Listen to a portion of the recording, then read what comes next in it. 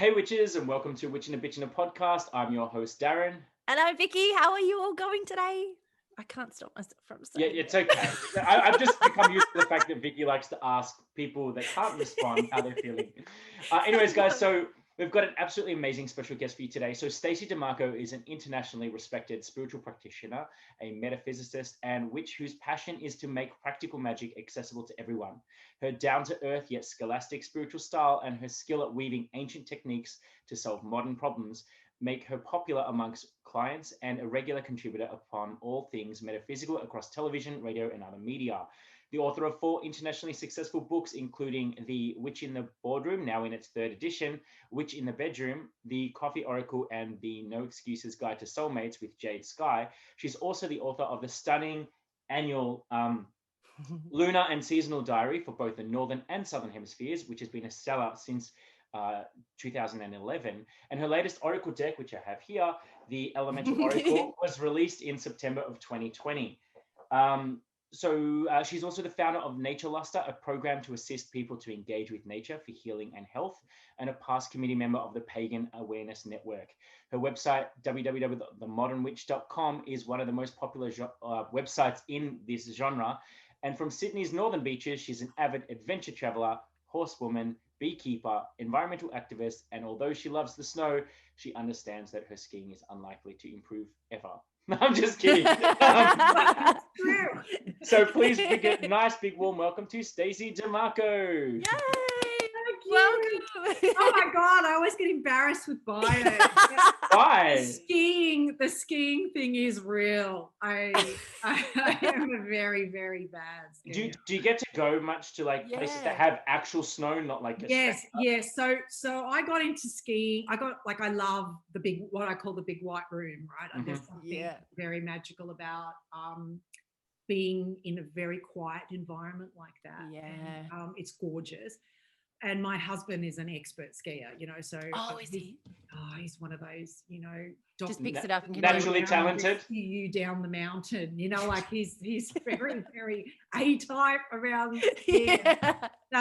So we made a deal that he would learn how to horse ride when we got married, and I would learn how to ski, right? So that was our deal. So he could go on horse riding adventures with me, and I could go skiing.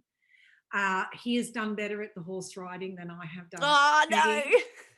I do my best, but I'm one of those very sort of tall, galunkety people. Oh, you remind me of my husband, who looks like a newborn giraffe finding its legs. That would be me, I think. Yes, I try so hard to be coordinated. I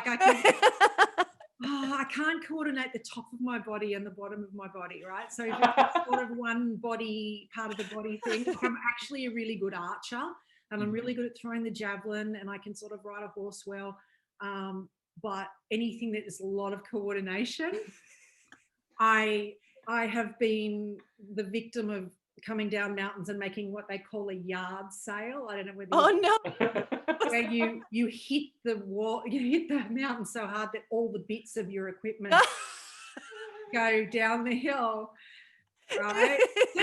So it looks like a yard sale. It looks like because I love it. Yeah, and so many times. And when you go skiing in places like, you asked, where I go, like somewhere like Japan that has amazing snow. Oh, wow. And then the people are so polite and beautiful. Are they? That, very respectful, that if you do fall over, like in Australia, somebody just goes, oh yeah, like get out of my way. But in Japan, everybody stops and everyone bows. You all right? And then they help you, and like everyone is just so. Oh, would you like some noodles? Would you like some sushi? They're just such beautiful people. So I don't mind falling in Japan. I was going to say I've never seen snow, and I'm dying to go. Yeah, it's the one thing I've always wanted to, and I want to go. I want to ski and all the rest of it. So I'm going to Japan now. Yeah, you've got my first time. That is where I'm going. And not only that, you get to go to these amazing Zen forests, and just amazing. Everything's I'm quite. I mean, you'd never know from this because I'm having a nice conversation, but I'm quite an introverted person. So the idea of going places that are quiet and I can just go into nature and there's not 50 million people. It's magic, which is ironic. Yes, you're speaking my language. That's exactly what I. And it's actually quite ironic because Japan's like one of the most populated places for its size. But like I've been there before, and you can really find some quiet little nooks, even in Tokyo. Like I love going to I can't remember the name of it now. There's a Shinto temple right in the middle of Tokyo. I think it's near Harajuku, and it's like you wouldn't even know you're in the middle of Tokyo because it's just like quiet. Yeah. You would love Kyoto if you haven't already been. Yes, I have. It's beautiful. Isn't it? Like, you know, some of you're speaking my language. I'm not into cities, but you know, someone says, "What's your favorite city?" That would be my top 3. Kyoto's just culturally rich. And my husband actually said to me, he's like, now I don't want to be doing the temple tour of Kyoto. He goes, I limit you to 1 per type. So I had 1 wooden temple, 1 shrine, 1 golden temple, 1 like the rock temple, like with the pebbles. Yes, I had to only go to the top of each. Like otherwise, like I don't want to be templed out in Japan. It's a place you could get lost there all day in the temple. Yeah. It's incredible, but Awesome. Vicky, I'll hand over to you. Yes. All right, sorry. Yes, we're talking. No, you're fine. No, I love that. I love that. And because you are such a nature lover as well, I wanted to come back to your website. You are your website is The Modern Witch. Yes. So with that, and a part of our podcast is that we wanted to kind of dispel any myths around that word, and which I love. I've seen on yours a few times that is like we've had bad PR for like I'm like, I love that. That's brilliant. and as also we also want to say that like there's so many, we want to show people that there's so many different ways to be a witch as well. So what would be your sort of definition, I guess, of a modern witch, or what does being a modern witch mean to you? So the word witch to me is a very old and honourable word. Yeah. Okay. So I'm going to sort of answer this in a roundabout way. I know. Okay. It's such a big question, really. It's a big question. You've got 3 days, you know. Like, that's it. The thing is, it's been, like I said, you know, we've had a bad PR day for a couple of years. So when I first started down the track of having, like, coming out of the broom closet in a proper way and going down the you know, I was writing books and stuff, so you kind of have a profile, and it's not that you really put one, it happens. You've got it. You know, I even had people say to me when I was doing, you know, publicity or TV, would you mind if we don't put the word witch in? Oh, can we call you a priestess, or can we call you a spiritual practitioner, or like and I'd go, what part of, you know, like I would, in the beginning I was sort of shocked by it and went, no, I'm a witch, that's what I am, capital W. Witch, like a Buddhist or a Hindu, that's what I am. And then I would see the footage later, because like I'd be on like, you know, TV, you know, morning show or whatever, and they'd put the word white in front of it. Right? To make everything all right. You know, like white made you less fearful, you know, like there's made you all the good out there, not Glinda kind of thing. You know, like, and then I would get so angry, right? You know, like, I'm just a witch. You know, do you put the word white in front of Buddhist? You're a white Buddhist or a white Christian or a white Hindu, right? So, like, you know, I would really make sure, you know, after a while, and I know people must have thought I was like, you know, hung up on this, but it was really important to me, because the word witch is an honourable one. And we are old, right? Our pagan pathway is so old, we don't know how old it is. So when you look at the way that should be honoured, you know, in the way that we are conduits for change, we always have been. We are weavers of the world, which meant weaver, right? That's what the original word comes from. So when you look at everything, our history and all of that, one of the things that was important to me was bringing honour back to that word, that I would never shy from it, that I would try and educate instead, right? So, so that was really important to me. So what's a modern witch? A modern witch is someone who is following the path of witchcraft, whether, Yeah. it's a very broad path, as you know. It is, many that's traditions, all of Yes. that kind of thing. But is taking that old way or the old principles and relating them intimately and in a practical way Yeah. to your modern life. Yeah. Right? Because I have a thing about, if your spiritual path is not practical or useful, then Yeah. why do you have one? Yeah. Right? That's so true. Right? So, which is, I remember people in earlier, when I first sort of started doing this, people would look at me and go, "Oh, but you don't look like a witch. You don't." It's like, what does it Yeah, look I like? know. I'm like, What does yes, it look exactly. like? So then I'd go, "So what do you think a witch is meant to look like?" Yeah. Black. And they go, "Oh, you know Yeah. that," and they go through every stereotype. And Yeah. as they're doing it, they're realizing they're being insulting. Mhm. Right? So I would always let them go. I'd always answer the question. Yeah, that's a really great. I love that. Right. And then I'm not doing it. They're Yeah, that's it. They're coming to that. on Yeah. their own. And then I go, so do you really think that witches these days would be like that? Mm. Oh no. Oh, so I'm sorry if I've been insulted. They realize they're being insulting, right? And then Yeah. they've learnt something, hopefully. Yeah, that's right. Or the other thing is, oh, I don't believe in witches. And I always go, so if you like, you can touch me. See, I'm real. I love it. I love it. I'm real. Like, pinch me even. That's it. I'm here. So I'm trying to bring kind of a practical aspect to this, and also to be a bit funny about it or a bit irreverent, but also to be quite grounded, because the thing that people don't get in the beginning is this is a pagan, it sits under the pagan umbrella, earth on it, right? Yeah. So yes, you can be any kind of witch you like, but at the end of the day, you are going to have some connection to the cycles, the seasons, the earth, the elements, those sort of things. And that's really what you're playing with, the alchemy you're playing. Yeah, cool. And so, Stacey, just as a follow-up question, so has your practice or your mythos or what you follow, has that evolved over the years from, like, because I mean, we all have an origin story. Yeah. And then especially, like, I guess being very much in the public eye, because I know that you also use the word metaphysicist, which, like, for those that don't know, for listeners, obviously metaphysics is anything that physics can't prove. Yeah. So, like, has your definition or your evolution itself evolved over time, given that you've been so public about your practice? Absolutely. I think there are things in the beginning that I might have believed or played with, or like this is the beauty of our pathway. Go over there and go, and then you go, that's actually not working for me anymore. Not quite what I go want. over here. Yeah. I think the power of the path has changed for me. In the beginning, it was very goddess orientated, very feminine, divine.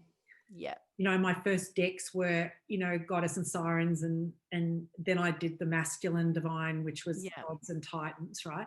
But it was very God and goddess orientated. The mythos, the great love of mythos that I have hasn't changed ever. Yeah. And in fact, that's become stronger in my teaching of the priestess pathways and things like that, which is sort of how I was taught. But where it's sort of going, in fact, is a lot more grounded, and I'm bringing more science into it, and I'm trying to kind of weave, which is what witches do. We're weavers, That's right, weavers. I'm trying to weave the groundedness back into stuff, right? Yeah. Because the plants, the the things that we can feel and touch, and like the elements deck I describe as a celebration. On the front page of it, I said this is a celebration of what is. Yes. Right. This is playing with what is, right? So I've got everything from atoms to black holes to pressure. I'm not just using the elements of the traditional elements. I'm using the elements that we now know exist through science, right? Yeah. And that excites me. That's where I want to take this, because in the old days, logos, logic, and mythos, stories with truth, they were like this. They were taught together, right? Not over here and over here and let's have a fight. Yeah. Yeah. Right. So I'm trying to do old stuff, but in a new way, I suppose. Yeah, I love that. Yeah. And I just want to, sorry, did you? No, you go. No, Okay. you go. I just wanted to circle back because in the beginning when you were saying about like the word witch, how it holds so much power, and I guess the responsibilities that kind of come with that. Can you kind of tell us a little bit, like elaborate a little bit more on that a little bit? Because I love that. Because I think sometimes that's something that's not really thought through. It's not fashionable. Yes. Yeah. What's fashionable is taking on the persona of a witch. Yeah. Okay. So this idea that, we can have the good clothes and the cool crystals and, we've got a cauldron and like, hey, baby, I can curse you if I want, like there's all that hexing and, it's kind of a sexy thing. And, especially with younger people, it's an empowering stereotype, right? Like I'm a witch, don't mess with me, right? And I appreciate that, right? But there are responsibilities. With any power comes responsibility. Yeah. Right? Yeah. With any power comes an ethical pathway, right?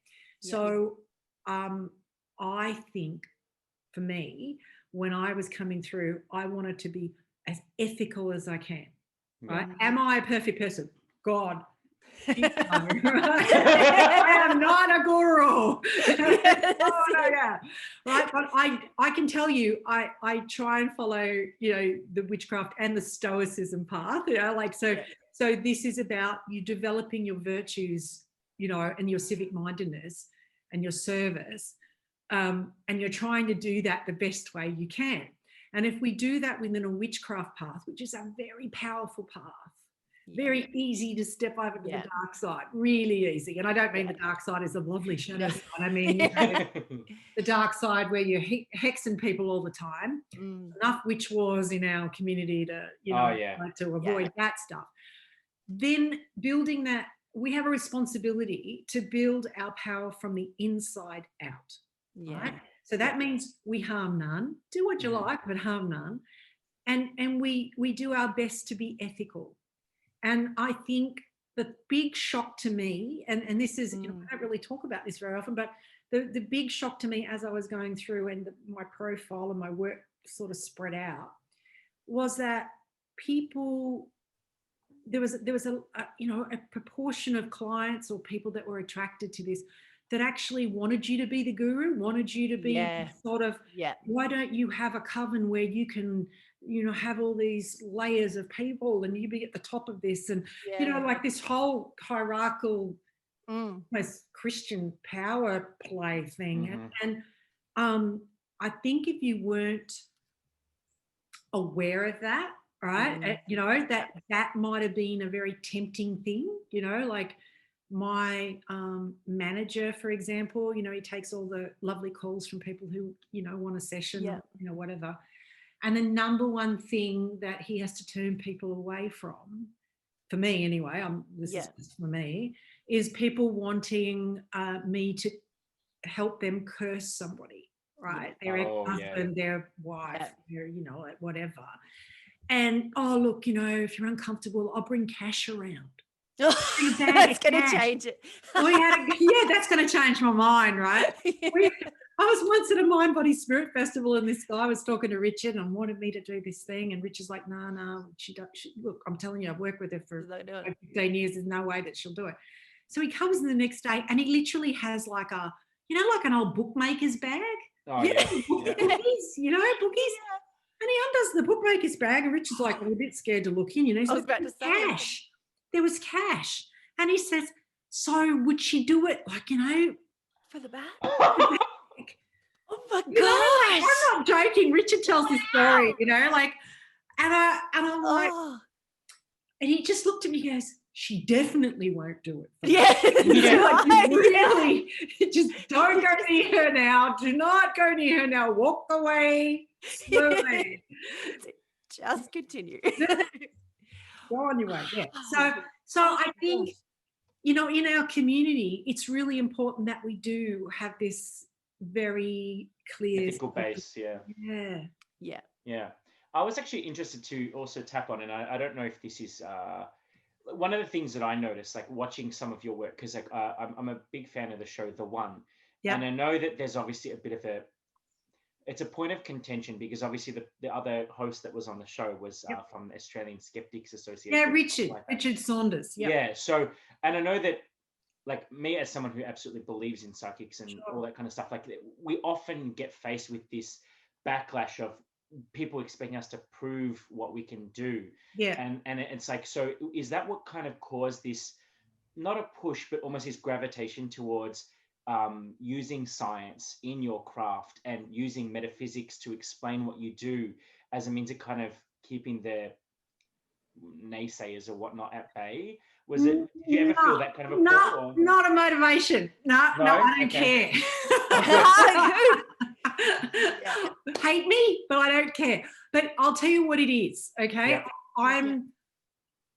I'm someone that has a research, journalistic, that kind of hard marketing, lobbying background, okay? Yeah. So having the facts and going down a route like that, like I love science. I have, done papers and things. My husband is a academic and a doctor. So we have all sorts of conversations about everything. Right? Well, he's very science. You're like very spiritual, so it's like that kind of. Yeah, but there's no difference, right? So I'll tell you what. This is an interesting thing because nobody says to him, he's an anaesthetist. Okay, so he's the guy that renders you unconscious, right? Yeah, exactly. The last face you see. Like no one ever says to me, "Prove you're an anaesthetist." Mm-hmm. Put me to sleep in that chair right now. Yeah. Right? Nobody ever says that to him. Yeah. Right? Like because. Well, he could do it. Nobody ever says that to him, right? There's this very different level of proven, here it is, right? And no one, like we're already talking about this, some of the sort of things that he needs to do is a mystery. So when people say, "Oh, you guys are so different," we go, "Actually, we're not. No, we're not." And because anesthetics, they know it works and they can control it, and it's one of the safest parts of medicine. So if you're having an operation soon, people out there, don't worry, you're in Don't worry about that bit. Right? But they don't know how anesthetics work. Yeah. They don't actually I didn't know know. that. It's an art of anesthetics. So they don't actually understand where the consciousness goes and how they don't know. Right. So my husband's a very interesting person to talk to about consciousness because he basically takes consciousness and depending on what he's doing, he kills people every day. Yeah. He brings them back, right? He brings them back from wherever they go, and he would do it more than anybody else that I would know. He does 8-9 cases a day sometimes, right? Yeah. So, if you ask him about consciousness, you ask him about pain management or bringing, consciousness in, he just talks about all sorts of things like electricity, right? Or he talks about pressure. Yeah. It's a very interesting thing. So they're the things I've got in the elements deck. I almost, you could almost say then that he would be a form of a like modern day witch, almost like a necromancer. Totally. That's what I said in the old days. He would have been burnt. Yeah, that's right. That's what I said. Oh, look, like in the old days, I would have had the poppy. And like if you look at the Australian College of Anaesthetists, right, their logo is a bowl that has the sort of the steam coming out of it, right? Like it's like when we first started going out, I'm like, is that your college logo? This thing. It's like, oh, what's the cauldron with And I said, what's that? And he said, oh, that's the ether bowl. Can you believe it? The ether bowl, right? Ether bowl. The ether bowl. Right? So what?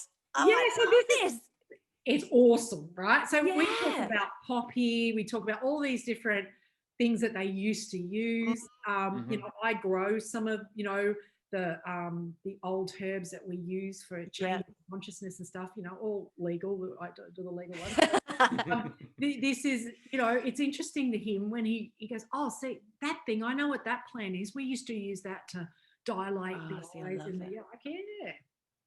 Wow. See, this is what I'm so glad we're touching on this topic because like what people think is a witch, they think we're so far removed from science that we're so far removed from things that you can prove. But it's like what witches used back in the past was just like your belladonna, your nightshade, your monk's hood, your wormwood, your like bugs, well, all of that stuff. It's like they don't realize that all of these things, that's how you create modern medicine. You just use derivatives. The number one drug in the whole planet is aspirin. Yeah. White willow bark, right? Yeah. That's salicylic acid, right? So yeah. Our witch friends, way back would have been making teas and, grinding it all salicylic acid, and they would be giving it to people, right? So this is not new. Exactly. No. And with that, I love that. So how, because I can also see like from your sites and everything as well, that you're very much into, have a really deep love and connection with nature as well. And I'd just love to know a little bit more perhaps what your practice looks like and that weaving of the two with the science and nature and still keeping with that old ways, I guess, a little bit as well. So like I'm going to be probably very boring for people. No, that's but see, that's the thing though, like it's not, and but it's also allowing people to kind of see that sometimes it's not so far removed from what they may be doing, or look, I think part of like the best way I can explain it is like my patrons or patroness, like a lot of witches have a particular set of deities they like to work with, right? So the overarching feminine force for me that I work with is Artemis. Okay. She's Artemis of the forest, of the trees, of the animals. So I know we were talking, Darren, earlier about rescue. So I raise money for rescues all over Australia. This is something I've done for a really long time.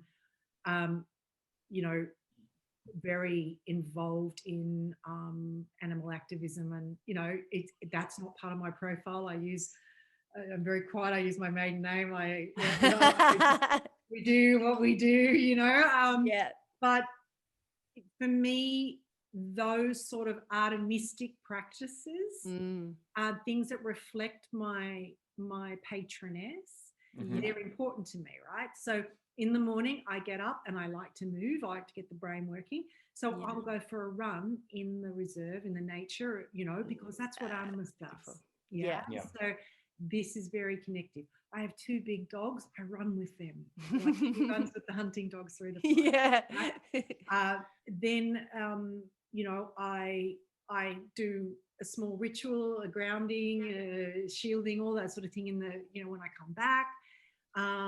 And then I have a kind of, this is my normal schedule. I have a kind of discipline equals freedom for me. So I've got to, I'm deadlines, so I write a certain time frame. I do other things, but, I'm very disciplined about that.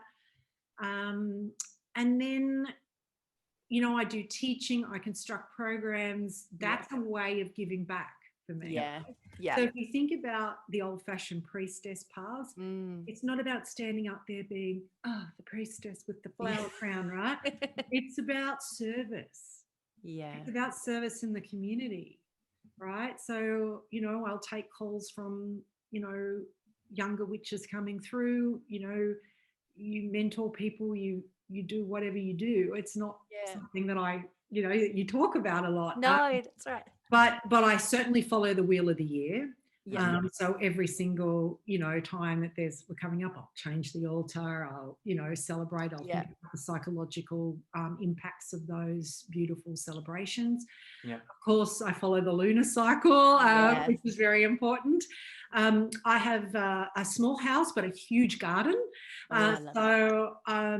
I work a lot with plants and plant magic and plant medicines. So, language. So, I've always got something going, in the garden. Which is also kind of traditional, if you think about it, which is that's our own stuff or collected our own stuff. I also live in a house that is perfect for my patron, who is Thor. So, I have a very sort of earthy goddess, really, and then I have a very air-based sort of electrical sort of. I have a house that is sort of in almost an natural amphitheatre on a cliff. So we get storms coming in 360, Yeah. we've got all that kind of thing. So like, I'm really happy today that we have a quiet house because the wind the last couple of days. I was just like, oh my God, like I had to cancel something. I was doing a Zoom thing you couldn't hear from the town. Oh, on wow. Sunday. Wow. Yeah, so I've tried, and and I'm lucky too that I have a Yeah. a husband who is very nature orientated as well. A big sort of surfer and skier and those sort of things. But for me, it's the everyday things. Your practice should be Yes. something like think about you clean your teeth. Like it's a ritual. Yeah. You're cleaning your teeth is a ritual, Yeah. right? So doing what I do every day is a ritual, right? And for me, it's a huge privilege to do what I do. That's so beautiful. Yeah. Huge. Like I still can't believe I've come from this hardcore corporate life and been able to weave this, life for myself, It's really magical. And I love what you said, like if I just circling back a little bit, like, I mean, for those that are watching on YouTube, they'll be able to see these, but so what you were touching on before about living how Artemis would live. And like I've actually, so I've got your Goddesses and Gods Embrace the Power book, which I actually followed because I was seeing a lot of Apollo everywhere. So I followed the little ritual that you said in here about getting up and honoring the sun and things like that. And I just love that because it's not just about having to cast a circle, call the quarters, that a lot of like traditions believe in. But so I love that you've made it very practical and very accessible to people of how to connect with a deity that isn't the quote unquote, doctrine of this is the only way to do it. This is a little bit more modern again. Look, and Apollo is very close to my heart. I have a little statue of Apollo next to my statue of Artemis here because they're the twins. Obviously. So, and I have a bee hive. I have a beekeeper. I have a bee. Yeah. Oh, I love bees. So Apollo is the god of bees, right? So, I try and make sure that I honor him as well because I don't want anything else to my bees. Yeah. It's all good. It's all good. But yeah, look, something I really enjoy doing, Darren, is to demystify. So allow me to do all the hard work. I've got wonderful Greek friends who are very, very amazing practitioners of Hellenismus, which is the Greek, I did my training for Artemis with, Greek Hellenismus people, the animistic temple. But the whole thing is allow someone who's a nerd like me to go through all of the translations of the original and then allow the nerd like me to come back and try and make them into a demystified form. Well, that's what I love about it because it's so simple. Like that's what I try and do. Yeah, it's authentic, but it's simple, and then that attracts people. Then they're like, oh, I don't have to have all these 15,000 things that I need to do, right? I can go out and do it, And then another one that I wanted to raise for people because this is actually one of my personal favorites. Thank you. It's one of mine as well. I love it. I love it because I'm actually doing a course at the moment to become a qualified meditation instructor. Excellent. Because like whilst I can meditate, like it's another thing to then teach others to be self-sufficient. And what I loved about this particular one, like for those that aren't aware of this book, it's essentially it's about the 4 elements and it's got a little quiz at the start, which we both did the quiz together, Vicky and I, just so that we sat, and just because I was sharing it with her. And then it's got like a beautiful journey where you've got like affirmations for each day, and you're supposed to go through the 40 days and nights of like, a reflection and a meditation. And I love it because again, it's just another creative way that like we talked about this in the previous episode, that meditation really needs to be first and foremost in any witch's practice because of the fact that it's a way to just get yourself into the magical mindset. And I love that in this book, it's like almost a very simple way to connect with the elements. Because, I mean, you can just walk outside and connect with them. But not everyone can. Not everyone can or does. And like, for me, like I like to connect with the elements by being outside, just like you. Yeah. Right. And there's this beautiful kind of, the Norse had a word for it, which was utoseta. Outside, sitting outside. Right. Utoseta.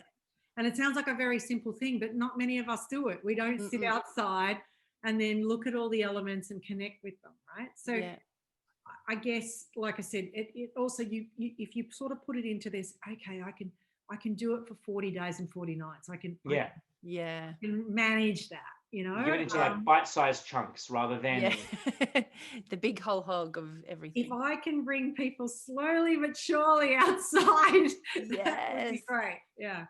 That's awesome. Vicky, did you want to talk about Yes, I did. I would like to circle back to the diary because I love it. It's one of my favorites. And I just wanted to jump to it because it is, as we mentioned in the bio, it's something that's been around for a number of years now. And it is such an amazing resource because everything's always so Northern Hemisphere. Oh my God. Oh, yes.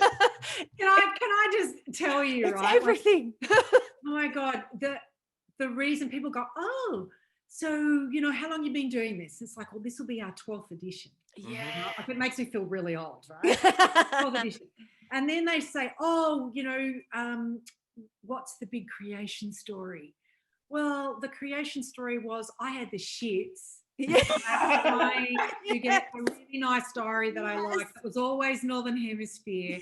And I would sit there at the beginning of the year with my little maths calculation and I'd be putting I'd be flipping it, right? Swapping it all around. Yeah. And I wanted something that was, you know, like witch orientated, pagan orientated specifically. And there wasn't anything that was quite what I wanted. And so I thought, bugger it. Into that. It's Australian, isn't it? Bugger that. I think I'd like to do my own. So I went to my publisher and I tried to explain what it was. Yeah. And I've got a wonderful publisher. It's just, you know, female-led also, you know, like really, really good. Which is beautiful. Yeah, small Australian female-led, right? Is this Rockpool, right? Yeah, Rockpool, right? Yeah. So Lisa Hanahan runs it, right? So you know, I sat with Lisa and I'm like, and I explain what this thing is. And she goes, so you reckon people use this, you know, like hell yes. Diary, you know, like a physical diary, you know, because back then it was all about, you know, putting it in your phone. Yes. I'm like, yeah, Lisa, I'm sure people still do it. I do it. I can't think I'm an outlier. Like, this is 12 years ago, right? Yeah. And so she's like, all right, I'll tell you what, we'll give it a crack. We'll do 1 year and we see. And I'm like, brilliant. So we do the first one, right? And it sells. Like, wow, I don't even understand this thing. Like, I love it. I really like it. Like, she made it beautiful as well. The first one, you know, really beautiful.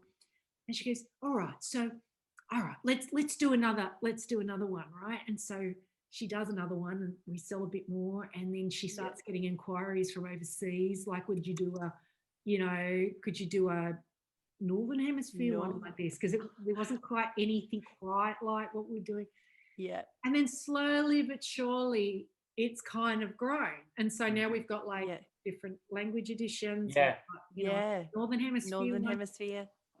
So this little I love Aussie diary that was born out of frustration. That's it. That my publisher's gone, I don't know. Has become something that we both, you know, like Lisa and I go, wow, look at it, you know, it's growing. Yeah. And during COVID, like we were so worried that, you know, because we sell a year, sort of the 2021, we're selling in 2020. Yeah. And she's like, I don't know, I don't know whether any, you know, like anyone's going to do it. And I'm like, believe me, people need. Yes. We sold out the first run in October. Right, like nothing. Wow. You couldn't get another one. I pre-ordered mine. And so what's available there right now is second run. Yeah, right. It's second run. Wow. So so COVID, you know, people went back to gardening. They went back to the ground. They went back to meditation, as you're talking about, Darren. They went back. They just started. I only just started gardening. I'm trying to. Can I tell you guys a secret? Because we only just found out today when it's coming out. Miranda Mueller, who is on my page a lot, she's a permaculture expert. Yeah. And I have written a book called Plants of Power. And it's coming out in April. So you've got a scoop. No, I just woohoo! Inside scoop, people. This is where you get all your witching I can news. get a cover art if they'll let me have cover art. I'll show you. But what this is this kind of very grounded, practical guide to about 66, 70 plants. All the really cool ones, and we broke it into seasons. And then we've done this thing where there's the practical and the magical aspects. And is this Australia centric or Southern Hemispherical centric? Or? Southern Hemisphere centric. Amazing. This is just like my whole brain. But you know, it doesnn't really matter because it sort of is just broken into seasons. So the plant can flip it. Here is still spring over there. I think Vicky's having either a witchgasm or a nerdgasm. Both. Or a herbgasm, whichever. All of them. I know. I love plants and I love herbs. We've got some like this is like everything in one book. Mandrake, which is very hard to grow. Like we have to find that one. Like I've been trying to grow mandrake for like 10 years and I finally got a little mandrake. Did you? Wow. Oh, I've got a little like I don't want to touch it. Like it's it's like don't look at it. I don't look at it. I just I'm mandrake's bitch. Thank you. I'm very careful. And then you know we've got plants that you know that everyone knows, but one thing that Miranda and I are very passionate about are the plants that people think are weeds, right? But are actually very powerful plants, you know. So you know, you show someone a plant, you know, like chickweed. Yeah. And people go, I got that in my backyard. That thing's a weed. It's like, actually, it's not a weed.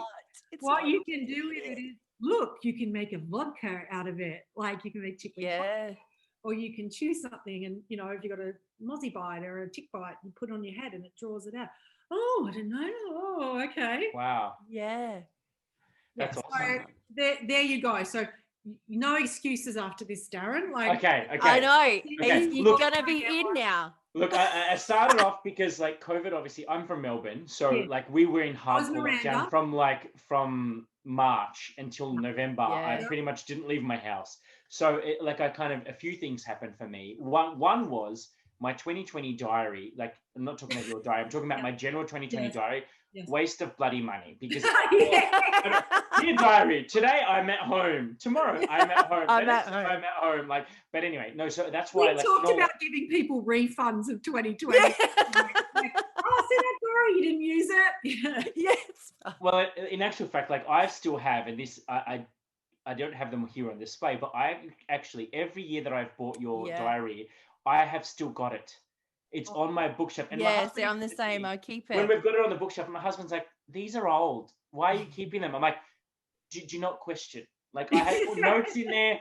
I've put little things in there, like, you know, exactly. That's right. And that's what I keep it for, because that's what I love about it. It's not only that it's everything Southern Hemisphere that I don't have to go look anywhere else to kind of go find everything, but it's also got lots of beautiful little, like it's got every season, it's got spells in it. It's got so much information as well, not just the planetary or moon.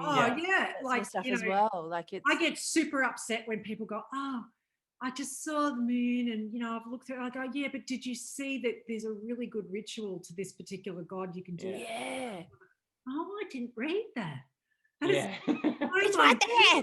Why did it take me so long to write all these original spells and no one's So I'm very happy that you keep them for that reason. Yeah. Well, no, I definitely keep them. And one of the things that I love, and is this a new edition? Like there's a section that talks about getting clear on 2021. Yes. It's got a... Yeah, I was just saying, I don't remember that from any others. Yeah, I did. So as well as being like a witch and everything else, like I'm a life coach. So when I saw this, I was just like, oh my God. I was having like a coach-gasm because I'm just like, this is amazing because it's got that, not only has it got it at the start, but then each month you've literally got like to drill down on, you know, what's important about this month.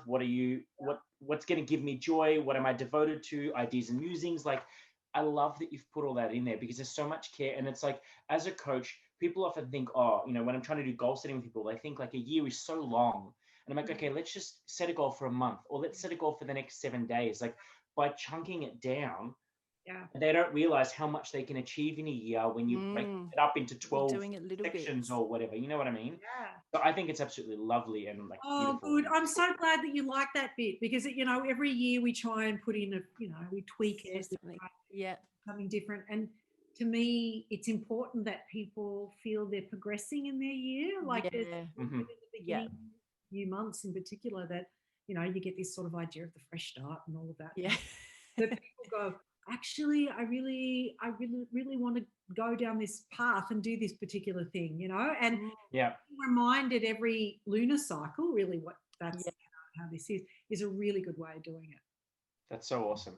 And like, that's the thing, is that Vicky and I, she doesn't know I'm going to say this, but I'm saying it anyway. Vicky and I actually love your diary so much that we've decided to create a competition on our Facebook page. So we've actually got a copy. This is the one that we're giving away, and also a copy of the Elemental Oracle that we've purchased and that we're going to be putting up as a competition. Well, can I offer something? Like I feel like you've put your hand in your pocket. Oh, sure. So I have a workshop coming up. Yes. That is the New Year's resolutions workshop. Oh wow! Right? How to get get stuff that you want magically, and how to write your own spells for New Year's Eve and all of that. So how about I offer a place in that? Oh, that would be amazing. So I'll send you all the details so that Please you do. Yeah. Yep. Awesome. I'd love to offer that. So we can. Thank you. Oh, thank you so much. Because that's going to be amazing. Because so guys, see, we're not just a podcast; we give stuff. But just touching on that, I would actually love to visit this your Elemental Oracle, because it's one that, again, with the book, the diary, I also pre-ordered this before it came out, so I was so excited when Amazon finally got it to me. But I'd love to hear a little bit about it, because this is very different. I've got so many of your Oracle cards, but this one is so different again. Are you able to touch on or give us a little inkling into how this came about, or where was your inspiration from this deck? I think I wanted to do something, that was celebrating what is, right? Because I look around, I was looking around when I was writing it, and there's a lot of this stuff that's all about ascension and starseed and anything but looking here. And I find what is here, what is around us, the stars, the planets, the ground, the dirt.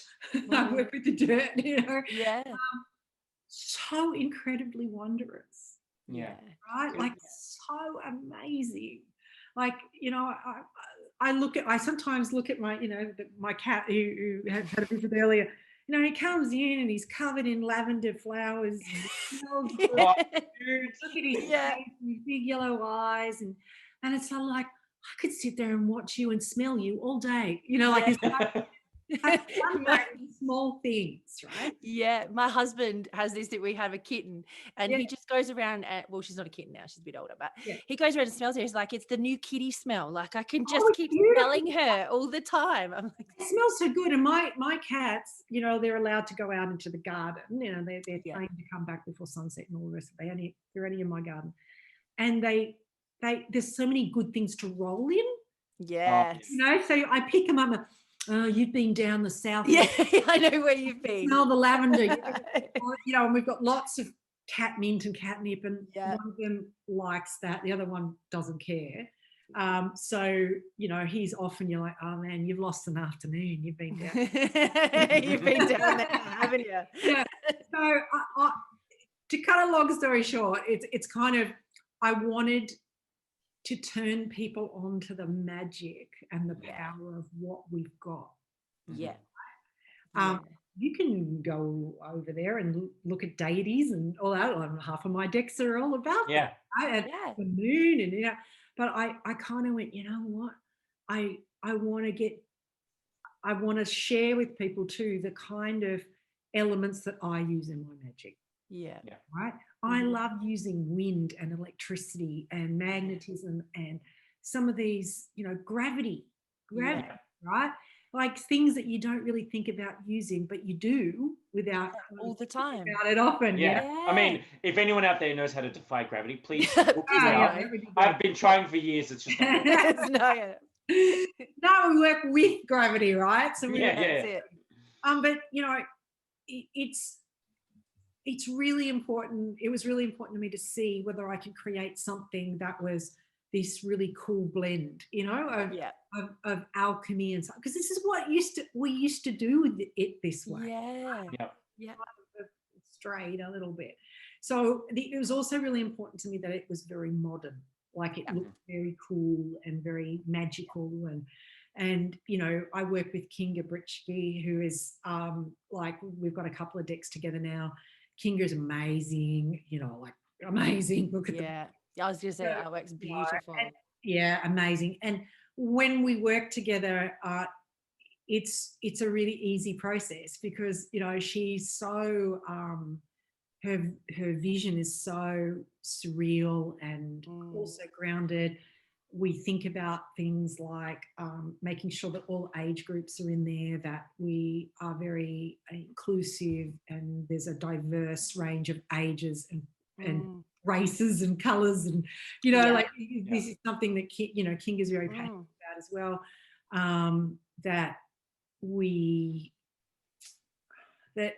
This whole thing, when I gave Kinga the list, I'm sort of talking about process now, but it's sort of like, okay, I want to do this deck. This is the kind of elements I'm thinking of putting in. And then Kinga's going down the list going, oh yeah, how do you want to do this? And we're going back and forth. It was probably the hardest and the easiest, because some of the cards are hard topics. Yeah, because they're not kind of in the normal. Yeah. But try doing inner core, right? Try doing gravity. That's kind of hard, or like pressure. Like those sorts of things. Dark matter. Yeah. What is it? I was gonna say, what is? You know what I said in the beginning? I said, just do a black card. Yes. We don't know. Great mystery of the world. Dark matter. We don't know what it is, right? Right. Like the great mystery. No, we can't just have a blank card. We can't have that. No. An illustrator. No. Yeah. But she's amazing. So that's sort of where that was the process. And as I went along, I really wanted to give, like, you would have noticed that there's a word of power for each. Oh, yes. Yeah. So for those people who are casting these, and a lot of my work people do use as casting. That I felt that the word, the breath, the vibration of the power word was a good thing. Yeah. Just showing this for those watching on YouTube as an example. The artwork is just spectacular. I mean, shit, look at it. It's just amazing. Right? But the power, like, I wanted people to be able to, like, call upon pressure in an old Latin way, or to call upon a direction in ancient Norse. Like that there's a kind of, let's go back with all this modern stuff. Let's touch on that. I was actually I'm glad you touched on this subject, because I actually had, as one of the follow-up questions I wanted to ask about the deck, is your creative process. Because for me, and this isn't a read, I love this about you. Like, I feel like you're pumping out a new deck almost every other few months with new decks, and they've got a different energy, a different topic, a different feel. And like, I personally love them, because it's like, sometimes I'm one of those people who, my husband hates this, but I collect so many decks. You're not the only one. You get like so many decks. But now I'm in the process where I'm actually trying to create my own deck. Now that so like, I'd love to know, like, where do you get your inspiration, or how do you start that process yourself? Like, where do you start from personally? Because I know there's so many ways you can do it. I try and have in my mind that I want to do, if I can, a deck or a book. It doesn't have to be a deck. Every year. Okay, that's sort of every sort of ring around the sun. So that's my cycle, like every ring. It'd be nice to have something, right? And that's not because of the commercial aspect of it at all. It's because I'm a creatrix. I want to create. Like, that's what I like to do. So with decks, The first two, the gods and titans and goddess and sirens, was easy because I wanted to talk about the gods and goddesses, right? Yeah. Very simple. What do I want to talk about, right? What do I want to communicate? And I wanted to also, selfishly, I wanted a really good set of guide decks for my own teaching. Yeah. That was kind of in the way that I would teach it through mythos, very mythos orientated. Every single one of those cards has a story of a mythos. Yeah, they're beautiful. Yeah, so it's not just like here's information about the goddess. It's here's the story about this goddess, one of the stories, right? Plus information. So I'm also, as you'd notice, very detail and research orientated. Very much so. Yeah, and I love it. I was going to say, there's always so much information with each card. Yeah, so that has been interesting because like that deck, you know, and the divine animal deck booklet was the thickest one that my publisher has ever produced. Oh, really? Like, when I sent it in, I said to her, "Oh, no, here it is," and she must have looked through it and seen the word count, and she goes, "Oh, I reckon we're going to have to, you know, do a decent edit on this because, you know." I said, "You better read it first, and then we'll talk about an edit." And when she came back, she goes, "Yeah, I don't know where I can edit because," and I'm like, "Yeah," and I said, "So how about we just sort of not edit it? You know, like we edit, but like, you know, we don't, like," she was thinking, cut it. Yeah. It's just so, like, I understand why you've got all that information in there, and I love the way you've broken it up, and like it's just going to be such a fat book. like, oh, you know, like, how am I going to do this? How am I going to put it in the box? How am I going to, you know? But look, they did this fantastic job, and now it's in all these different languages, and you know, all of that. They just had to redesign it. That's it. Yeah. Got them thinking out of the box and getting creative. Yeah, exactly, right. And you notice that the booklets are color now, and you know, like, really cool. But for me, it's kind of like the process is what's important for me to teach about. Mm-hmm. Yeah. So that's often part of it. The other thing is I go for things that I don't feel like there's a lot of information out there.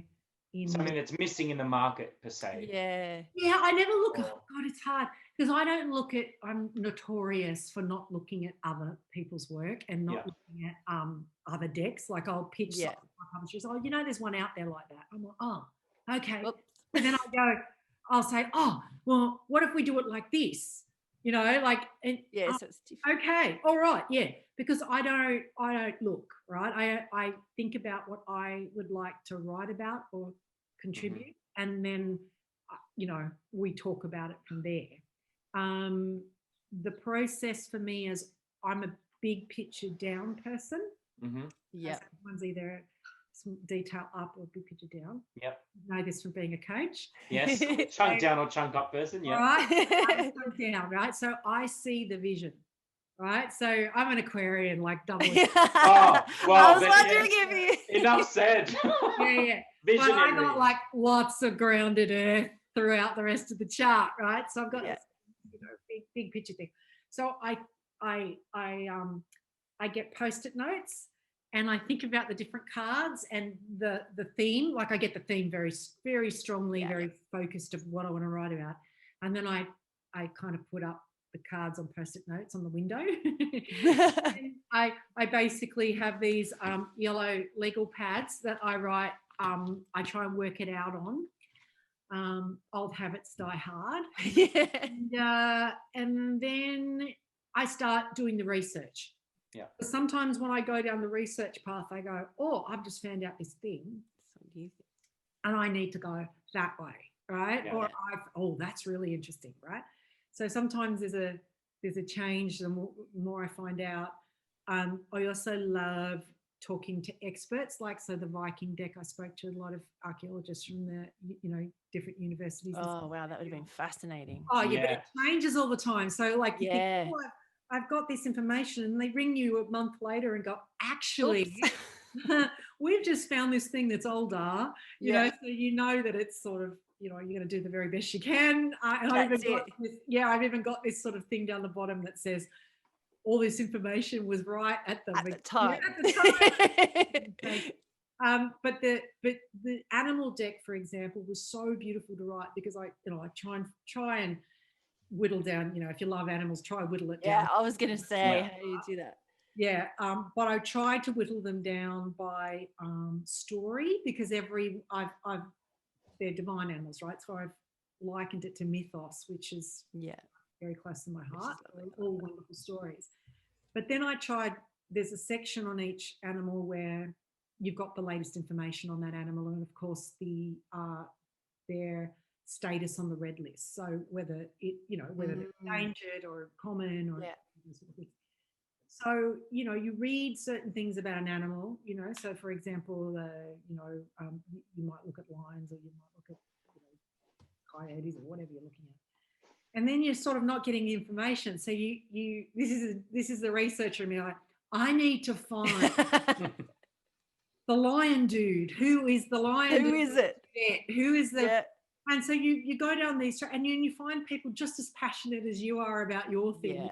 But you know, are the lion dude or the, you know, whatever, and they've got this information for you, and you're like, oh, you know, am I correct in saying this? Yes. You know, what is something about lions that I don't know? You know, and then here you go. So it's great, right? So, but to do that, like that's where a lot of time. It takes time. So that's, you know, the time part. Whereas when you're writing about, say, something like Aradia, like a very interesting kind of. I love that deck. I've got that one. That's the Me Too deck. That's the but when you're doing the research there, you know, that's also interesting when something is like there's two schools of thought, and you've got to kind of, you know, like, was she real? No, she's not real. Was she the person that went around Europe doing this? Yes. Was it? No. You know, it's all mythos. Yeah. So, you know, and people are very, very wedded to their God. So, you know, finding a way of communicating that it kind of doesn't matter. Here's the two schools of thought, but it really doesn't. Here's the symbology. Here's what she's going to teach you. This is where mythos comes alive, you know. That's it. And I love in that one how you have like the verse and yes, exactly right. So it just brings that extra magic. So I thought I'd do a very poetry thing, and I've got like sort of poetry in the Halloween deck as well. And you know, that's people use those in their spells. See, look at him. Here he goes. Like I'm just product guy. Oh my God. See this deck, right? Like when I did it, I wanted something beautiful. Like you can see, right? Oh, and that it is. It is so gorgeous. I wanted, you know, and I wanted to go down the Festival of Samhain in a real Samhain in a real deep way, but also, you know, fun because the people use the Halloween, right?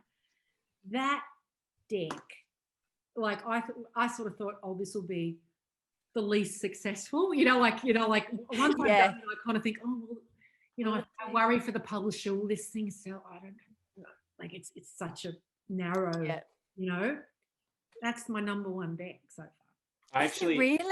I've made it a ritual that every year on Halloween, I mean, we've talked about this on a previous episode, that we treat Halloween as its own thing, separate to Samhain, just because that's how we personally honor it. So every year on Halloween, this is my go-to deck, where I specifically do a reading on Halloween night with the Halloween deck. It's like a kind of little thing that I like to do. I've got my friends, and we do. I don't even think of it once it's sort of out. And this is something else you're going to find, Darren, if you're doing your own deck. Once it's out and it's sort of this object, it's sort of not yours anymore. So it's sort of everybody's. It's not yours. So, send the baby out of the nest kind of thing.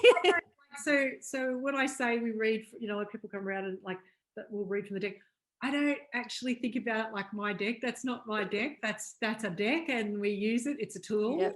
And we use lots of others as well. But like, you know, so that and the Queen of the Moon, which has all the different moon phases, you know, and the seasonal moons. those two, I kind of, because I use those in teaching and in tool, you know, like when I'm trying to teach someone about the lunar cycles, so easy to put all of those moons out on the, you know, like, see here, this is me. I need to produce a tool. Teach people. That's how I see it, you know. Yeah. So here's this big tool on the table. I don't see it like my deck, dead set. I don't. It's the tool, right? It becomes the tool. So like this is the tool. Like this is something I'm, you know, it's my own diary. I don't really think of it as my own diary. It's just your diary to keep. To keep your notes in and all the rest of it. It's got notes. It's disgusting. You should see my handwriting, right? So I don't. Once it. Well, this is my process anyway. Once it leaves me, and also Darren, you're going to find that there's a huge sort of time gap between you finishing and everything and it being published, like before you have it in your hand. So if you're not into delayed gratification, I'm fine. My husband, however, he's a Capricorn. He needs instant gratification. I'm a Cancer and I go with the flow. Awesome, right? So even the fastest thing that we produce is the diary, right? So I've already written the 2022. It's being designed right now. I'll probably get the you know, I'll be looking at the layouts January probably, and then they'll press the button, you know, if all goes well in February, and then we'll have them by sort of August, July. August. Wow. Right. So that's the fastest, right? Wow. Whereas a big book like Plants of Power, which is going to be a hardcover, like a really beautiful. Oh, nice. Yes, I love hardcover books. So I love books. I love books. Hardcover, right? I mean, I'm a Kindle girl, right? I read so many books. Oh, see, I can't. No, I like a physical book. I like a physical. I like physical books when they're beautiful or I need, you know, but for fiction, you know, like, and then I'll buy copies of the ones I love, right? And I'll go, But I read like 30 books a year. Yeah.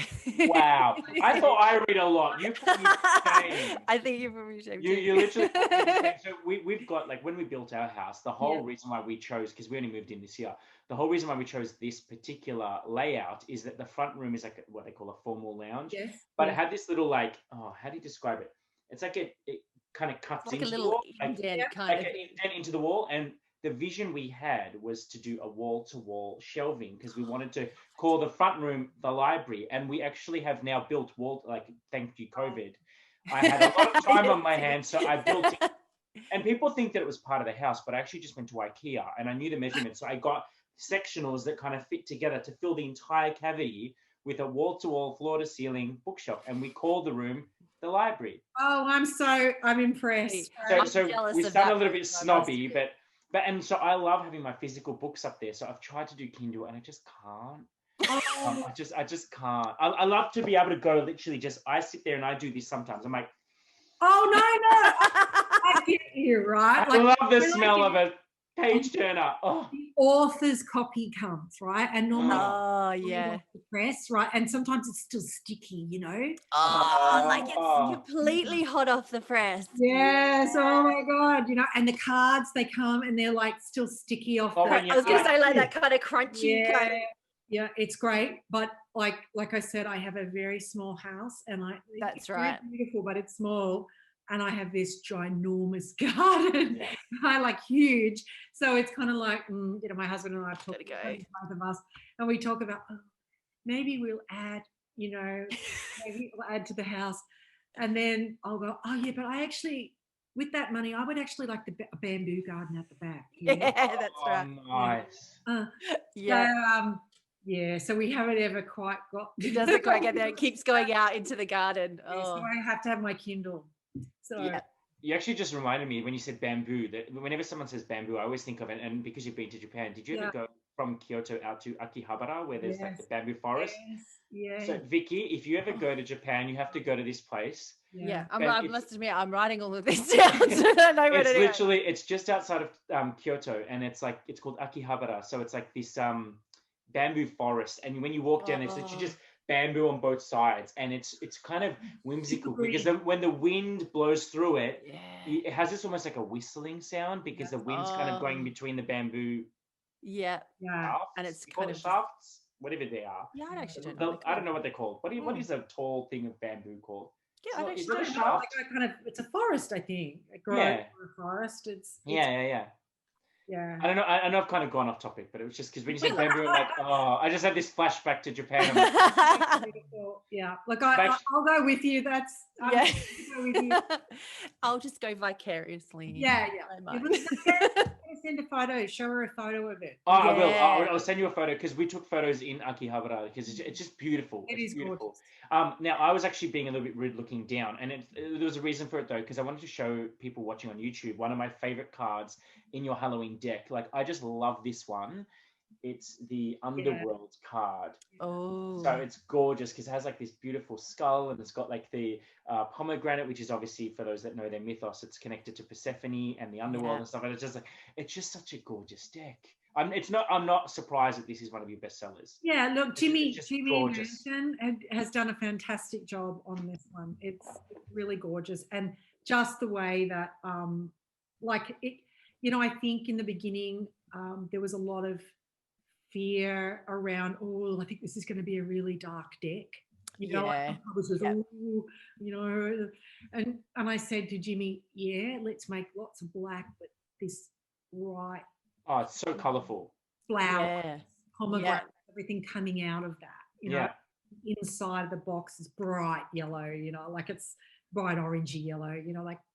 So yes, you can do things that are dark, but they can be beautiful. Definitely. Yeah, and this is a hard thing though. Like me saying, "Oh yeah, I want to make my own oracle deck." Like, look at me go. But like, then when I look at all the people, good for you. I look at all the people who have got decks, and I'm just like, "Oh my god, the bar is so high." But, there should be no pressure, right? Because I can tell you, I remember before I wrote my first book, right? Mm-hmm. I walked into. I don't know whether you know, whether you guys have a big Dimmicks, but there's a huge. Oh yeah, I'm one of those gold members who spend. Okay, right, me as well, right? Yeah, I'm there. So back in the day, 20, years ago, you walked into the big Dimmicks on George Street, and I went up, and they had a decent, would you believe, mind, body, spirit. They used to call it a cult section. I'm telling you, right? And it was mind, body, spirit. It was like a cult. And so I remember walking up there, and I'd started writing my first book, and I walked up there and I looked, and there was so many books on witchcraft. Yeah. Mm-hmm. Right? So many books on occult, right? And this was in a Dimmicks, not even a specialty bookstore. Yep. I remember standing there going, why would I do this? Like what? Like, God, everything that probably has to be written is already written on this subject. Like, why am I going to waste all this time? And at the time, I was working full-time in corporate and working really long hours and traveling overseas once a month and, all kinds of stuff, right? So really time poor. And I would be coming home and I would write for a couple of hours every night. So, it was a big sacrifice to do this. Yeah. And then thinking, maybe there's nothing is ever going to come of this. And, there's this yada yada. Little voice that's always there. The self-doubt, yeah. Self-doubt and like, why you're wasting your time. There's other things you could be doing. And I kind of walked out of there going, like feeling really bad. And I remember catching the train home from the city, feeling very poor me, very sorry for myself. Yeah. And then I kind of, you come back and I had this habit of rereading the last thing that I would have written the day before, just to kind of get myself into it. And I kind of realized that I wasn't writing this to get published, right? I was writing this because it was in me. Yeah. And if it was in me, that means it's my voice. And therefore, rationally, no one else is me. So what I have to offer is going to be very different than anybody else. They're not me. I'm not them. Mm-hmm. Okay? So this is what I tell that every writer I know, every person that wants to produce something, and they look at, oh, there's so many decks out there, or there's so many. don't look. Yeah. Okay. Yeah. Have your blinkers on, right? Yeah. That's it. You're going to produce something that is your voice, your spirit, your spark that comes out of you. Yeah. Okay? So if you and I wrote, both of us still a Halloween, deck Yeah. at the same time, it's not a competition. That's what I say. No. It's not a competition. How many decks are out there or books on witchcraft or gods and goddesses, or like so many? Yeah. But none of them are mine. Mm-hmm. None of them are. No one tells that story the same way I tell it, right? Yeah. Nobody sees like Kinga, like that's it. there's no competition. Right, Yeah. there's plenty of room out there we need more creators and creatrixes in the world, right? We've got enough accountants, we've got enough politicians. Like we need more people out there doing beautiful work that's going to be of service to people. Yeah. That's so beautiful. I love that's that. a lovely. Are you lovely listening? message. I hope Yeah, you're listening. To this I going everywhere. I literally feel like Stacey's like talking into my soul. I'm like, Yeah. and if you need a cheer squad at any time, Yes. you just say, Stace, I'm having this moment, and I will cheer squad you. oh, like that's dangerous because I may actually take you up on that. Like, because you know what? There's a few people I know that have written, and finally have got something published, and they're, once you see it, it's almost like, oh my God. I remember getting going, oh, I don't quite believe that, Is it real? Is it real? And did I really write this? Because there's a big gap and from you. And I can bet you do one, and then you're going to be like, that's gone. And then your mind is already working on what you want to do next. Yeah. It's like the next baby. Going. Yeah. I've already got vision of a few different concepts and ideas. And because I'm a person that I have to practice the whole less is more, because I want to put everything into one. And I'm like, wait, why can't I just take that one and make a different thing, and then that one could be for one over there, and that one could be there, and then before I know it, like I'm like, oh God, am I now? I thought I was going to do one. Am I now committing to 8? Now it's 50. or 50, yeah. That's okay, but you got to kind of at least break it down. That's the process. Yeah. Like I said, I have I've gone into my publisher a couple of months ago and went, I've got these 3 ideas for decks, and she's like, oh, I like all of those. And I'm like, great. You need to tell me which one you Which one do you want me to do? I'll show Kinga, right? So we go to the illustrator, and illustrator, like, she's awesome. Like, yeah, I think I'd much prefer to work on that one first. I like the 3 of them, but I want to work these of the order. And so then you'll go, excellent. Someone's made this. Thank you. Someone's made the decision. Yeah. I don't think I would pitch the idea if I didn't want to do it. You know what I mean? So that's what we're doing, But next year is more like I had this, feeling that I wanted to write books for a bit. There's a lot of work in a deck book. Let me tell you, that's like 90,000, 100,000, 120,000 words in some of those. Yeah, it's just because they look little, they're packed full of it. Yeah, there's so much information. Yeah, in this. So much information. So this time I thought it'd be really nice to have something full size. Yeah, nice big one. Really good. Yeah. So the next few bigger things are books, right? So awesome. then some decks, but you got to go with what you feel like you want to work on, because there's nothing worse than sort of working on something you don't want to work on. True. Yeah, that's it. You want that passion to come through, that feeling. Oh, there's nothing worse than working. Like I have worked. When I was doing commercial writing and journalism. Yeah. I once took the worst assignment. I actually was working as a ghostwriter for a celebrity for their book. And it was the lovely person, but I will never do anything like that again. Right? Yeah, because it's you're giving your voice to someone else. It's that whole, I get it.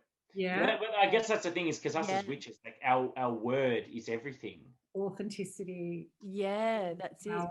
I was about to say it's so much full of power. Power, yeah. So this is early in my path, So it was just sort of like, ooh, like really hard. So, other commercial writing for a long time was, quite fine and easy and strategic and fun, you know, but Yeah. that really showed me what I can and can't do. Yeah. So you just got to be aware of those things if you do this work. Yeah. Well, that's I think that's amazing life lesson. Yes. Stuff that like that's amazing. It, just beyond, even beyond like publishing and things like that. Like it really is that there's so many aspects where we doubt ourselves and things like that, and you need to have that authenticity. And thank you, Stacey, for sharing that, because it's very easy for people, like when they I mean, I don't want to dumb us down a little bit, but Vicky and I, just a couple of friends who decided to start a podcast, and then I never would have thought in my wildest imagination that we would be interviewing people like yourself. Yeah. And just, I love the fact that you're full of so much humility, and it can show that, you know, we all come from somewhere and we make ourselves something. You know what I mean? It's not like you woke up and I'm going to be a, that's it. That's that come out of the womb like, I come from a really, you know, like I come from a really, you know, you use the word humble, like, I don't know, like I come from what you would call a very humble, blue collar, poor background. Yeah. And I have parents that work their, you know, rings off to, you know, be able to give us the best education we could have and feed us. And, you know, like I was only talking to my mum the other day about, she was like, oh, you know, some weeks I didn't know I was going to give you to eat. What to eat. And then you go, all right, well, look, you know, I've been able to go from that to, you know, doing, you know, good corporate work and business and, you know, having education and, you know, all that sort of stuff. And then kind of deciding I'm going to take a bloody big risk. Yeah. Leave my really well paid, externally exciting job that everyone wants. Like when I was sort of telling everyone, well, I'm going to leave my work and become a professional witch. Can you believe that? Right? Like a big corporate job. Yes. Oh, I would love to have been a fly on that wall. Goes, are you part of a cult? Like, is this a cult? Right. Oh, that's such a mum thing to say too, isn't it? And then I gave her my book. I gave her a manuscript copy of my book. I didn't tell. I told no one. And I gave her out, and I said, read that, and then you tell me whether you feel the same way. And so she comes back. This is Witch in the Boardroom. This is my first book. Yeah. And she comes back. She goes, oh, I see. I didn't realise it was like that. Oh, if it's like that, that's kind of like business coaching, or she's trying to get it, try to work it out, legitimize it, kind of thing. Right. But my dad was just like, you are going to be poor. Thanks, Dad. Thanks. My dad's awesome. My dad's an ex-truck driver, you know, playing down the line. Exactly how it is. Okay, look, I'm proud that you've done this, but you're going to be poor. Right? Thanks for the vote of confidence. That's all right. That's their generation. Yeah, no, that's right. That's exactly it. Really struggle to get a roof over their heads, you know, like So for me to kind of go, I'm leaving my big job and I'm going to do this over here. And I was like, but Dad, I'm going to be a writer. It's sort of the same thing, but I'm going to have my own business. You know, like there's all this pulling together. Mine. Yeah, well, we'll see. You know, because I'm his daughter, you know. They see you in ponytails and pigtails. Yeah, that's it. That's how they see you. So now they're really proud, you know, and they're like, oh, yeah, I didn't date her at all. You know, that's right. I was going to say the first one to go over. Her own business, you know, like they're all like, look at this. But back then, I was like, I said to my dad the other day, do you remember, like, you were like, you're going to be poor? That's what you said. Like, you're going to have no money. And he was like, I don't remember that. Yeah, I was going to say, I didn't say that. That wasn't me. I would have been behind you all the way. Yeah. No, I didn't say that. I didn't. Like, I love it. It's great. Selective memory. That's right. Like, in all honesty, Stacey, it's been absolutely amazing. It has. It's been wonderful. Oh, you guys are great. Look, you know, like I said to you before, it's really lovely and refreshing to be able to do something like this with witches, with people who understand a little bit about what you do, rather than me answering why I'm not sitting here with my pointy hat. Yeah. Oh, I look, do have one which I do put on only for Halloween, but full transparency, I did have a conversation with Vicky, and I was like, I don't think that this would be an appropriate episode for me to wear my cute little cat T-shirt that it cats over the cauldron saying, "I'll hex you." Like, I thought. oh, you could because it's cute. Yeah. I thought, okay, for Stacey, I'm gonna, be so cutesy, like with the "I'll hex you" kind I of. understand I'm not mean, right? I'm not mean. No, I know. I'm just kind of like there's a few things that I would wish that more of us communicated, right? Yeah. That more of us were particular on, Yeah. and things like the word witch, right? Yeah. That can stand alone in its own power with a capital W, Yeah. like we don't have to has that. scriptures against it. We don't have to apologize for it. Yeah, no. Yeah. That it's always been a word of power that, we need to reclaim. So it's part of and create that honor again. That's when I took my vows, right? Yeah. The person that I took my vows with said, besides your normal, silence, blah blah blah. Yeah. What is something that you want to make as your work, right? Mm-hmm. Great work. We all have a great work, right? Or part of a great work. And it was the importance of trying to bring honor to that word. Yeah. And that's been harder than I thought. Like I thought 20 years down the track, I'd be like, right? Doesn't matter anymore. You wouldn't even have to worry about it. Like, no, but we're still there. And, we still have discrimination, and we still have people that won't calls to us, or hotel, venues, or people that look down on you, or, think that you're in league with Satan or something, so that's right. Right. I mean, like, even for me, it was when we first did this podcast, that was the first time I had actually publicly stepped out of the broom closet. Stepped out of the official broom closet. I mean, a lot of people know, and I've been practicing for many, many years, but it was that thing, because there's a fear there. Yeah. It's a big deal. Like like I said, I remember thinking, this could destroy me. This could destroy my reputation, my status, not this, I don't mean status, but my work, like through your work. A whole bunch of things, and it was worse back then, I'm sure. That's right. But now it's getting a little bit easier, but still so much misunderstanding. So I think it's really important that where we can, that we, either leave it alone or we educate, it's either one or the other. Well, that's why now I'm that guy that I specifically in public will wear something like one of my favorite new T-shirts says, "Not every witch lives in Salem." Yeah. Beautiful. And I wear that down the street, and people look like people take the double take to like, wait, what?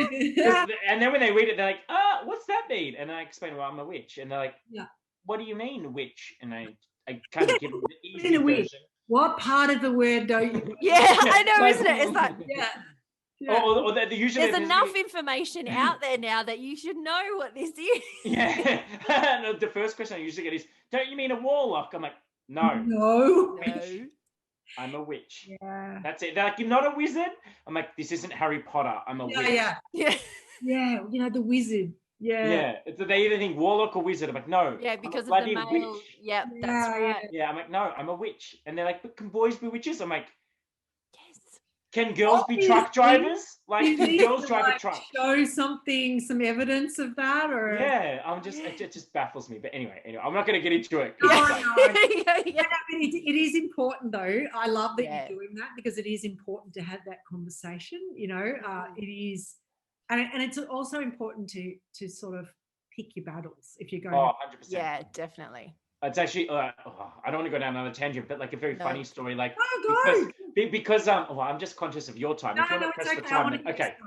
Okay. So like so my husband and I were actually doing a surrogacy journey in Canada. Oh, wonderful. And more like it was progressing to a certain point. Like, so December 2018, we went over to Canada to give our sperm and everything, so I could create the embryos and all that stuff. Yeah. But then since then, it's kind of been on hold because we were progressing with someone here, and then for a year it kind of went nowhere. Then we decided to change with wipe our hands clean, and a new friend offered to carry for us here, but then COVID happened, so we're like, what's going to happen. So Yeah. during COVID, we thought, let's just forget about it for now. They're still in the freezer, the embryos, they're still safe. Yeah. But then we were contacted by our concierge service in Canada saying, hey, we've been contacted by an agency saying there's a surrogate ready to go, but like can I float your profile by this surrogate in Canada? And so we talked about it. We're like, well, of course you can. We wrote a little blurb, like we're to sell ourselves to this person. By the way, shout out to Angela, who lives in Ontario. Hello, Angela. She now listens to our show, but prior to that happening, my husband, he's very much a Capricorn. It's all about practical, logical, rational, reasonable, like all that kind of stuff. He's like, you need to put your Facebook on super private.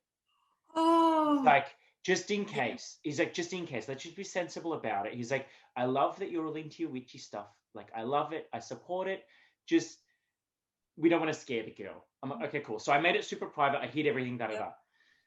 Then we ended up exchanging some emails, and I kind of slid in there. I'm like, oh, so what type of TV shows you into? And I'm like saying, oh, I love, The Good Witch, and I love Charmed, and I love trying to slowly like Sabrina, and I love Buffy and anything. Angel, Vampire Diaries, like just putting all of these occulty type shows in there. And she's like, oh, I love all those shows too and stuff. I'm like, oh, cool. And then I kind of slid in there about astrology. I said, oh, so what star sign are you? And we went down that conversation. Then it was like, oh, yeah, I'm going to go down to a crystal shop later to buy some crystals. And like, I was just throwing little bits here and there into the conversation. And then there was one day where I said, oh, do you guys have any tattoos? Because I was going to show them this tattoo that I designed. Because it's got like the alchemical symbols, and it's got like awesome stuff, like, so I thought I'll show them the tattoo and see how they react. And then I also showed them this one, which is a phrase that I got translated into Arabic. Yeah. And when I sent them the photos, her husband, because we're in a little group chat, the husband goes, oh yeah, like I really love what that one means. I'm like, I haven't told you what it means. He's like, oh no, we saw it on your Instagram. I'm like, Oh. And I'm like, oh, you've seen my Instagram? And they're like, oh yeah. And then Angela's jumped in. She's like, you weren't supposed to tell him that we stalked him on Instagram. I'm like, wait, so you've seen all of my Instagram? She's like, oh yeah, we saw everything. I'm like, oh, so like the witchcraft stuff? But she goes, yeah, what about it? I'm like, I was worried how I was going to come out of the closet to you about witchcraft. And she's like, oh, no, I love all that stuff. Like, just you be you. Oh. So since then, I'm like, Facebook's back on public. And I'm like, back out again. But there was that point of like, where I was like, oh, will I like tell her? Is this going to stop us having this journey? Oh, yeah. It's a big thing. But, even in small ways, I've learned to kind of go for the non-important. I mean, yours is important, right? But I might be at a dinner table with lots of doctors, because my husband's a doctor. Oh, yeah. The medical people. And then they're like, oh, what do you do? And there's no way I'm going to I just don't want the conversation. That's the thing, isn't it? Yeah. Yeah. I mean, it eventually gets there if they're interesting enough, right? Yeah. So I will go, oh, I'm an author. And what kind of an author are you? I'm a non-fiction author, right? What type of books have you written? I love it. Most people then go, oh, and they go and talk about themselves. Yeah. And I notice that it never gets it. Like I reckon 80% of conversations I go author, non-fiction, and then they don't ask anymore. Then that's it. Right? Yeah. And it's fine. And then occasionally you might get, oh, what kind of stuff do you write? And I go, oh, I write about ancient religions, ancient history, mythos, and I'll go down a little bit close. It's not like because witchcraft is not the only thing I write about, right? So that's it. So then they're like, okay. And then you'll get maybe 15% that'll go, oh, I'm fascinated by that. Have you got any books that you can tell me that I might know? And then you go, oh, generally they know the diary. Yeah. And you'll go, oh, I do a lunar and seasonal diary. Oh, I know that one. I know that. Oh, I'm really into the moon, right? And and then that's an easier conversation. Yes. Right. Yeah. But if I sat at that table and went, oh, I'm a professional witch. I'm a witch. That's what I do. You get it, right? Like, that's it's just a conversation that I don't want to be on the back foot about. I don't want. No, you don't want to have to be doing that or explaining yourself and then like there could be somebody who's really objects to that, and then I've got to My poor husband's got to deal with that. Can you just do it just once and record it? I have done it when I've kind of sat at a table and they've all been very selfish. Yeah. Sometimes there's a selfish conversation going on where they're only talking about their own stuff. And then they kind of and you've been sitting there for like 2 hours and you've been trying to connect with it and nothing is happening. And they finally get around to you. Let's drop the bomb. Are you a doctor's wife? Nothing wrong with that. Like that isn't like that's the assumption down in the list of what I am, and and then my husband looks at me and just goes, don't. Angry about the doctor's wife thing, and I'll go, no, I have my own business. And then they'll go, oh, right, well, what do you do? And I go, oh, I'm a witch. Oh, I love this so much. just with if I may, resting witch face. Yeah, that's it. Exactly right. And so then there's no sound at the table. Yeah, and I'm really good at now. This is one of the things I've learned as you start to get older, that to give no fucks. So, you get better at that. And so I kind of sit there and say nothing. Like, do you have let them go? Just let them tick over what that means. Yeah, and then normally somebody because I won't break the silence, right? Somebody break the silence. I'm like, oh, like Salem witch, like Charmed, or they'll find some point of reference. Thing, and my husband will go, no, sort of like Samantha. Out of Bewitched. Oh my God, I love your husband. Oh, he's really funny. He's funny, but he does a very unfunny job. Yeah, that's right. So but he's learnt now. Like he couldn't quite believe. I don't think he could quite believe the just how most people, 90%, but as you know, that's it. Bad reaction. They're more, oh, I'm curious. Tell me about it, right? You have the 10% that will actually leave the table because you're there. Yeah, I've been kicked out of a cafe before. Oh yeah, you told me this story. Yeah, because a few of my friends had some cards out and we got kicked out and asked not to come back again. There you go, right? And like I would want, if I had a cafe, I would want people like you in the cafe. Well, that's the thing. We were there happy. There was a whole big group of us. We would have been staying there all night. We were drinking all the stuff, buying stuff. Your friends, yeah, that's right. But no, we got kicked out. So. Yeah, so it happens, right? So it does. There's a lot of young folk out there that go, oh, I've never had anything happen, Like, it will happen. As sad as it is, it will. Yeah, but sweetie, it will. That's it. Yeah, so I know I'm glad we talked about this, even though I was like, I won't ask any more questions because it's going to go over time. But no, because this is very good. It's a good, healthy conversation to have because these days a lot of the modern day witches, and I don't want to say kids these days because that makes no, we sound really old. but in all honesty, like we are old. I'm old. I'm really old. I've decided I'm going into my crone ship. I've decided. No, because it's like when you look on like the Insta witches and the TikTok witches and stuff like that, like they're attracted to the hype and the coolness of being a witch. Yeah.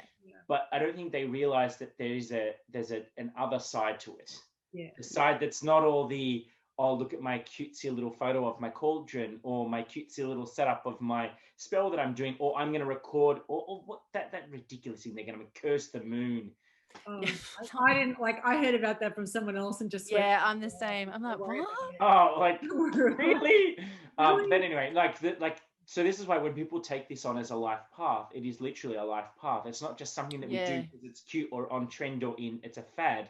This is our path, and this is like, it's sacred to us, and it means something. So I'm glad that we could have these types of conversations with people like you who've been in the spotlight for so long. But so thank you so much for coming. Oh gosh, thank you for having me. Thank you so much. Joy. Thank you. It's been amazing. So guys, if you want to follow Stacey, we're going to put all of her social media handles and stuff for Instagram and whatnot in the links below. But if you want to check out our website, it's themodernwitch.com. And you can check out all of her books, all major bookstores, as well as support your locals if you've got them in your area. That's it. Otherwise, you can get them off her website, and she does teach some amazing classes as well. Her schedule's online. So go out there, be inquisitive, and if you want to enter our competition, we'll put those in there. We'll put all the details All up. the details up on our site. I'll contact you after this, okay? I'll put Yeah, Yeah. absolutely. And you'll be able to win either this or this. So either the diary or the cards or a spot at Stacey's upcoming series, or class. So thank you once again, Stacey. Oh no, thank you very much for having me. Thank you so much. Your time. Awesome, so much. So we'll speak to you guys soon. Bye. Ciao, ciao.